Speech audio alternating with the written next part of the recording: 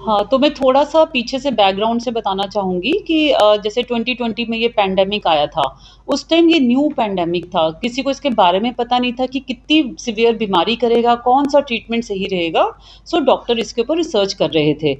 उस समय जब पैंडेमिक सिचुएशन आता है, जब बहुत सारी तादाद में लोग वो बीमार हो जाते हैं एक साथ, तो एक वैक्सीन का बहुत बड़ा रोल होता है, क्योंकि वो प्रिवेंट कर पाता है। तब इसके लिए कोई वैक्सीन भी नहीं था और बाहर की कंपनीज़ काफ़ी देर से बना रही थी।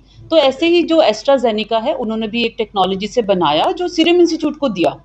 लेकिन जो हमारी drug controller general of India है वो ये कहने लगे कि पहले आप इंडियंस में टेस्ट करो, फिर हम देंगे। सो इसीलिए फिर एक ट्रायल शुरू किया गया था जिसमें पीजे भी एक साइट थी और मैं उसमें प्रिंसिपल इन्वेस्टिगेटर थी। 1600 लोगों में ये वैक्सीन जो था हमने टेस्ट किया था 2020-21 में।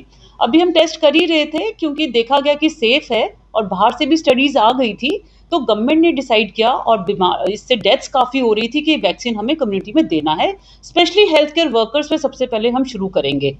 सो 16 जनवरी को ये शुरू कर दिया था। सो हमारी स्टडी में जो पब्लिश्ड भी है, कोई ऐसा थ्रोम्बोसिस का कोई ऐसा रिपोर्ट नहीं हुआ था और हमने अपने हेल्थ केयर वर्कर्स को 12,000 को लगाया जिसमें कोई ऐसा एपिसोड नहीं आया और हमने उनका फॉलोअप भी किया 1 साल तक। एक बार 1 साल तक किया और एक बार 6 महीने तक किया, तो कोई ऐसा केस नहीं आया था। लेकिन मैं बताना चाहूँगी कि गवर्नमेंट को जब ये पता चला कि ऐसे केसेस आ रहे हैं, तो उन्होंने मई 2021 में ही ये हमें एडवाइजरी इश्यू कर दी थी कि अगर ऐसा किसी भी पेशेंट को हिस्ट्री आती है पहली डोज के बाद कि उसको क्लॉटिंग हो रही है या उसका प्लेटलेट काउंट कम हो रहा है, तो आपने उसको सेकेंड डोज नहीं देनी। मई 2021 की बात कर रही हूँ मैं, तब हमें ये आ गई थी इन्फॉर्मेशन और उसके बाद अगर किसी को हिस्ट्री भी है तो भी आप ये वैक्सीन उसको ना एडवाइस करें। और इसका जो इंसिडेंस निकला गया है, जो रिपोर्टेड है, उसमें ये देखा गया है कि अगर 7,000 लोगों को वैक्सीन लगा है तो उसमें से एक को ये प्रॉब्लम होगी। सो ऐसी सिचुएशन जहाँ पे हम ना बैलेंस करते हैं कि उसके फायदे ज़्यादा हैं या उसका रिस्क ज़्यादा है। सो उस सिचुएशन को ध्यान में रखते हुए इसको कंटिन्यू किया गया था। सो अभी जो एस्ट्राजेनेका ने इसके बारे में रिपोर्ट किया है, तो उन्होंने भी अग्री किया इस बात को कि ये वैक्सीन से एसोसिएटेड हो सकता है, लेकिन इंसिडेंस बहुत ही कम है, 0.000001, तो बहुत ज़्यादा कम है। और आज की डेट में इसका बहुत कम रेलेवेंस है क्योंकि देखा ये गया है ये जो प्रॉब्लम है कब होती है, वैक्सीन लगाने के 21 दिन के अंदर अंदर होगी, ज़्यादा से ज़्यादा महीने के अंदर हो जाएगी। अब तो लगे हुए 2 साल हो चुके हैं लोगों को, 3 साल हो चुके हैं। सो अब इसका कोई खतरा नहीं है। अगर किसी को अभी भी कोई प्रॉब्लम है तो उसका रिस्क फैक्टर वैक्सीन बहुत अनलाइकली है। उसका रिस्क फैक्टर हो सकता है शराब पीना, सिगरेट पीना, अनकंट्रोल्ड डायबिटीज, अनकंट्रोल्ड हाइपरटेंशन, दवाइयां ना पूरी तरह से लेना, मोटापा, सैर ना करना। तो ये बहुत ज़्यादा इंपॉर्टेंट रिस्क फैक्टर्स हैं जिसके ऊपर लोगों को फोकस करना चाहिए। कोविड-19 वैक्सीन अगर अभी 3 साल तक उनको नहीं इम्पैक्ट किया है तो बहुत ही ज़्यादा कम चांसेस हैं कि ऐसा होगा। मैं कहूँगी कि ऑलमोस्ट नील के ही होगा इसका चांस। लगी थी तो हाँ उस जी। समय हार्ट अटैक के केसेस भी बहुत ज़्यादा देखे गए। तो आप ये कैसे डिनाई कर सकते हैं कि वैक्सीन का असर नहीं था? इसके नहीं, साथ एक हार्ट और सवाल ले नहीं, पहले इनका ले लेते खून हैं। के हाँ। धक्के भी जमने शुरू हो गए थे। हाँ, हाँ। ये भी एक फैक्टर माना नहीं, जाता वो Yes. देख, ये मैं ये नहीं कह रही हूँ कि जो रिपोर्टिंग हुई है वो मेरे पास डाटा नहीं है क्योंकि मैंने तो ट्रायल किया था, वो डाटा आप ले सकते हैं, मिनिस्ट्री के पास वो डाटा है। एडवर्स इवेंट फॉलोइंग इम्यूनाइजेशन, सो वो पूरा उनका मॉनिटर हुआ है।